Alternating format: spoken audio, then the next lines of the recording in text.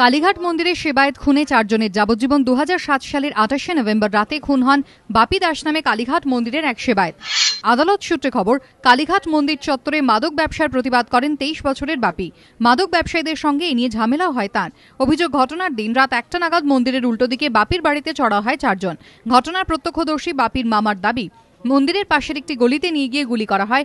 রক্তাক্ত অবস্থায় হাসপাতালে নিয়ে গেলে চিকিৎসকরা বাপিকে মৃত বলে ঘোষণা করেন।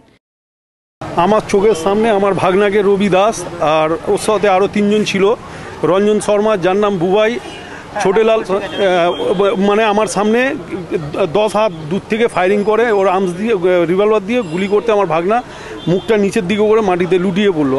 কালীঘাট থানায় অভিযোগ দায়ের হলে ঘটনায় জড়িত সন্দেহে গ্রেফতার করা হয় রবি দাস, রঞ্জন শর্মা ওরফে বুবাই, কৃষ্ণ দাস ওরফে ভূত ও ছোটলাল সাউ নামের 4 দুষ্কৃতীকে। উদ্ধার হয় একটি রিভলভার। পরীক্ষা করে জানা যায় ওই রিভলভার দিয়েই গুলি করা হয় বাপিকে।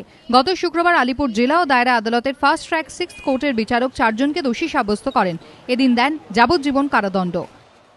এই 4 জনের বিরুদ্ধে চার্জশিট হয়েছিল 364, 302 এবং 34 ধারা মতে আইপিসির, আর 25 এবং 27 আর্মস অ্যাক্টেতে চার্জ হয়েছিল রবি দাসের বিরুদ্ধে। 302 অর্থাৎ মার্ডার কেস আছে, সেই জন্য এই 4 জনকেই এই 302 সহযোগে 34 ধারা মতে এদের প্রত্যেককেই সশ্রম যাবজ্জীবন কারাদণ্ড করেছেন এবং সঙ্গে কিছু ফাইনও করেছেন।